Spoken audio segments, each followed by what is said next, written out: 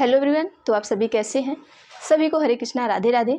तो आज हम बात करेंगे आपके सीटेट पर। हमारी चर्चा चलेगी सीटेट पर। हमारे सीटेट के अभ्यर्थियों पर नहीं चलेगी, ये आपका चलेगा जो बीपीएससी के सीटेट वाले अभ्यर्थी हैं उन पर चलेगा। तो देखिए यहाँ पे सबसे बड़ा मुद्दा क्या है कि जैसे जो हमारे यूआर कैटेगरी के लोग हैं, लोगों में क्या है, सिर्फ महिला सीट जो हमारी है, मतलब जो महिला अभ्यर्थी हैं उनके लिए जो सबसे बड़ी प्रॉब्लम आ रही है कि हमें 82 मार्क्स चाहिए या हमें 90 मार्क्स चाहिए। तो आज हम बात करेंगे उसी पर।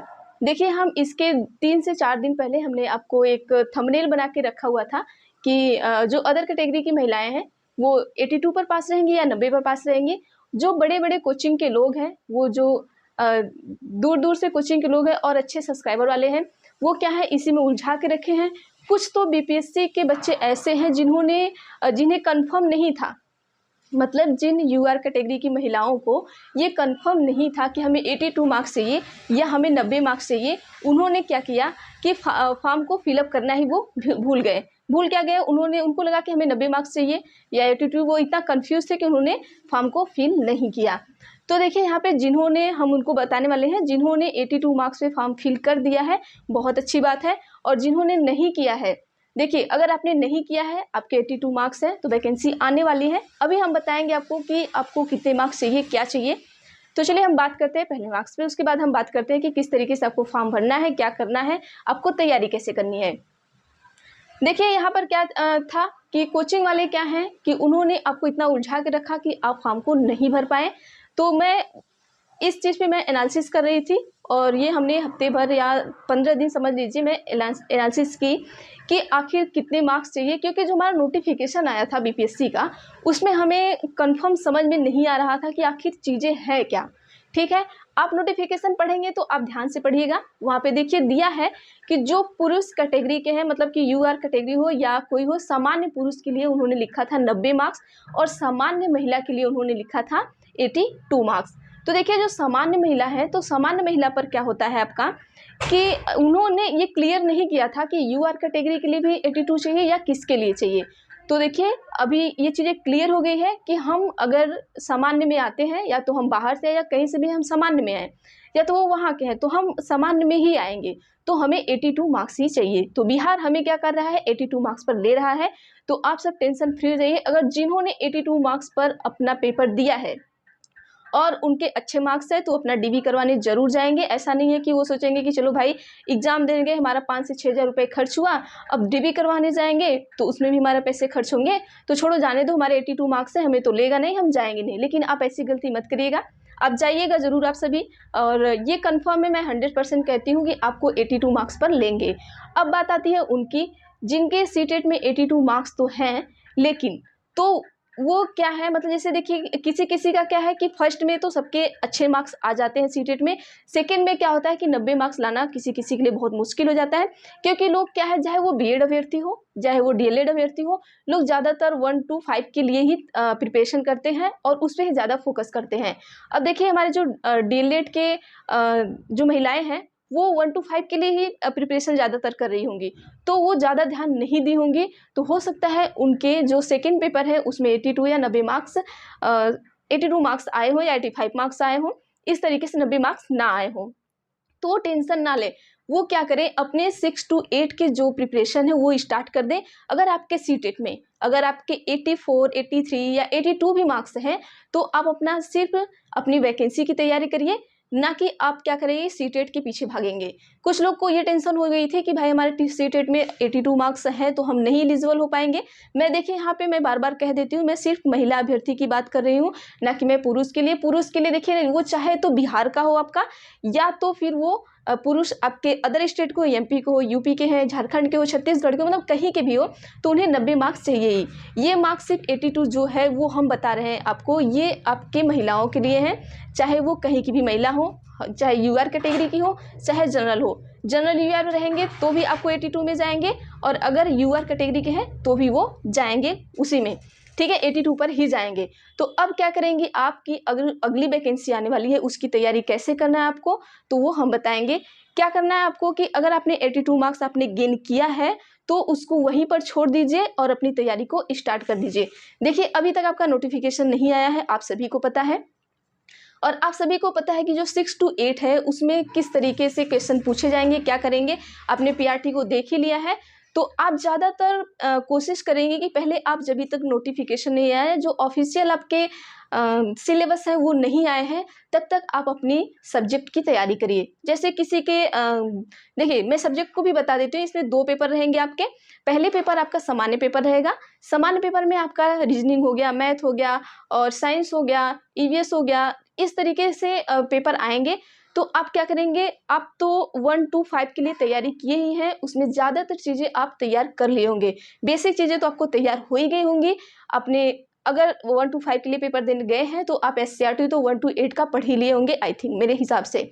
और अब देखिए यहाँ पर क्या करना है, अगर आपने 1 से 8 तक एनसीईआरटी या एससीईआरटी पढ़ लिया है तो आप 9, 10, 11, 12 की भी एनसीईआरटी एससीईआरटी आप दोनों पढ़कर जाएंगे। ठीक है, उन्हें अभी आप थ्योरी को पढ़ लीजिए, क्योंकि अभी तक आपका फाइनल नोटिफिकेशन नहीं आया है सिलेबस का कि हाँ यही सिलेबस रहेगा। तो हम अपने अकॉर्डिंग एक सिलेबस लेके चलेंगे, क्योंकि बीपीएससी हमें बहुत ज़्यादा टाइम नहीं देती है कि हमें बहुत ज़्यादा टाइम देगी तो हम चीज़ें सही कर पाएंगे। तो जितना टाइम हमारे पास है मेरे हिसाब से आप क्या करिएगा कि उसमें आप एससीईआरटी एनसीईआरटी इन चीज़ों को खंगाल के रख दीजिए। बचा आपका ये थ्योरी सेक्शन आपका खत्म हो जाएगा। देखिए जब भी एससीईआरटी या एनसीईआरटी की चीज़ें हम पढ़ेंगे तो अगर उस पर क्वेश्चन करना रहेगा तो हम आसानी से कर लेंगे। और बीपीएससी जब भी आपको सिलेबस देगी वो कहीं से नहीं देगी, यही आपका हिस्ट्री, ज्योग्राफी और यही सब चीज़ें, साइंस, मैथ, यही सारी चीज़ें आपको भी पता है कि यही से आने वाली है। और अगर आप एससीईआरटी एनसीईआरटी पढ़ रहे हैं तो वो आपके कहीं नहीं जाने वाली है। तो ये चीज़ें आप करेंगे स्टार्टिंग में।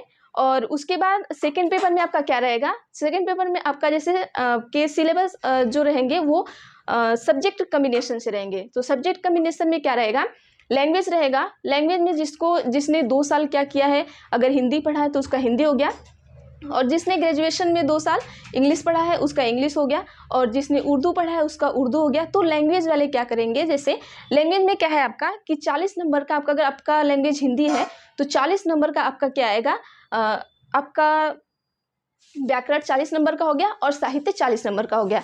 तो आपको पता है कि हमारा लैंग्वेज क्या है, हम कैसे पढ़े हैं, तो आप अपने लैंग्वेज की भी तैयारी इस तरीके से थोड़ा थोड़ा करके कर सकते हैं। जब सिलेबस आएगा तो आप सिलेबस देखिएगा, बस आपको ये रहे कि हाँ चीज़ें दोहरानी रहे हमें।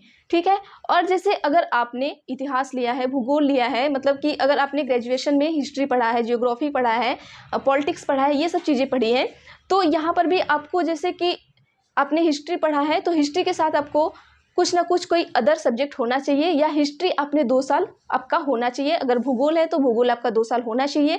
मतलब ग्रेजुएशन में कोई भी सब्जेक्ट आपका वो 2 साल वो कंपलसरी है। तो इस तरीके से अगर आपने हिस्ट्री पढ़ा है तो हिस्ट्री में मॉडर्न हिस्ट्री हो गया, और जितने भी सारे हैं, फिर आंदोलन की बातें हो गई, ये सब चीज़ें आप पढ़ डालिए। देखिए आंदोलन से रिलेटेड हमने एक वीडियो अपने यूट्यूब पर डाला है, और हमने पूरा वीडियो यूट्यूब पर उसको प्रोवाइड किया आपको। सिर्फ एक ही वीडियो में मैंने 47 से 48 मिनट का वीडियो है, और सारे आंदोलन का जितना भी चैप्टर है मैंने पढ़ा दिया है। अगर आपको पढ़ना है तो वहाँ से जाकर पढ़ सकते हैं। और आज जो वीडियो है, अगर हो सकेगा आज या तो कल, मैं आपको बुद्ध से संबंधित जो वीडियो है उसको अपलोड कर दूंगी, और इस तरीके से मैं वीडियो अपलोड करती जाऊंगी जो थ्योरी सेक्शन के रहेंगे, आप वहाँ से तैयारी कर सकते हैं। तो ये चीज़ें पता हो गई आपको। तो देखिए अब बात हमारा यही चल रहा था कि हमें सीटेट में कितना, हम बहुत कंफ्यूज थे कि सीटेट में कितना नंबर होना चाहिए, तैयारी करें क्या करें। कुछ लोग बहुत कंफ्यूज थे कि हमारे 90 नंबर नहीं हैं तो हम नहीं करेंगे। तो देखिए हम बार बार बता देते हैं कि पुरुष अभ्यर्थी के लिए 90 नंबर चाहिए, लेकिन जो महिला अभ्यर्थी उनके लिए 82 ही चाहिए। तो आप 82 पर भी तैयारी कर सकती हैं। अगर आपके 82, 83 अगर आ रहे हैं सेकेंड पेपर में तो आप उन्हें छोड़ दीजिए और आप अपने पेपर की तैयारी कीजिए, क्योंकि आपको पता है कि 1 to 5 के लिए पेपर इतना टफ दिया था, तो सोच सकते हैं कि 6 to 8 के लिए भी ऐसे ही पेपर आ सकते हैं। और आप जानते हैं कि बीपीएससी कहाँ से पेपर पूछा था, पता नहीं। आपको ये भी पता है कि अब शिक्षक बनने के लिए आईएएस को भी पार करना पड़ेगा, तो आप उस तरीके से तैयारी करिए। और देखिए आप, मैं हमेशा कहती हूँ एनसीईआरटी एससीईआरटी बस आप कर लीजिए, वहाँ से कहीं से नहीं जाएगा। और मैं आपको एक बुक का नाम बताती हूँ, वहाँ से आप चीज़ें कवर करिएगा। तो अगर देखिए उस बुक से जो पढ़ के गया होगा 1 to 5 के लिए, तो वो पक्का है कि वो पास होगा। लूसेंट की एक आपकी आती है बुक, उसमें आपका सिर्फ रहता है ये क्वेश्चन और आंसर PYQ रहता है। तो वो सिर्फ आप PYQ कर लीजिए वहाँ से, तो बहुत सारी चीज़ें वो NCERT कवर कर देता है, आपका पूरी तरीके से कंप्लीट कर देता है। तो वहाँ से वो चीज़ें आप पढ़ सकते हैं। अगर आप हमें कहेंगे तो मैं वो जितना भी NCERT आपका है या CRT, जितने भी उसमें क्वेश्चन या PYQ है, मैं सारा करा दूंगी आपको। तो चीज़ें धीरे धीरे, पहले मैं आपको थ्योरी कराऊंगी, थ्योरी के बाद में आपको PYQ कराऊंगी। देखिए अभी मैंने आंदोलन का आपको क्या कराया है, थ्योरी कराया है। अब उसके जो क्वेश्चंस होंगे वो भी हम करा देंगे आपको कुछ दिन में। और देखिए मैं एक लेवल वाइज क्वेश्चन को लेके चलूंगी। पहले लेवल में कैसा आता है, दूसरे मतलब जैसे कोई एक चैप्टर है तो उस चैप्टर से मैं कम से कम 50 क्वेश्चन आपको कराऊंगी, या 50 से कम क्वेश्चन नहीं कराऊंगी। तो उसका एक लेवल होगा कि पहले वो लेवल से स्टार्ट होगा कि किस लेवल का है, फिर हाई लेवल पर, लो लेवल, पहले लो लेवल चलेंगे हम, फिर हाई लेवल पे क्वेश्चन को देखेंगे किस तरीके से पूछता है। तो उस तरीके से हम क्वेश्चन को करेंगे तो आगे चीज़ें हमें आसान हो जाएंगी। तो चलिए आज के लिए बस इतना ही। तो वीडियो अच्छी लगे तो वीडियो को लाइक ज़रूर करिएगा। और हाँ, आप सभी कंफ्यूज मत रहिएगा, आप अपनी तैयारी करिए और चैनल को सब्सक्राइब कर लीजिएगा आप सभी, और बेल आइकन पर भी क्लिक कर लीजिएगा ताकि मैं जो भी वीडियो बनाऊँ आप तक ज़रूर पहुँचे। तो थैंक यू एवरीवन।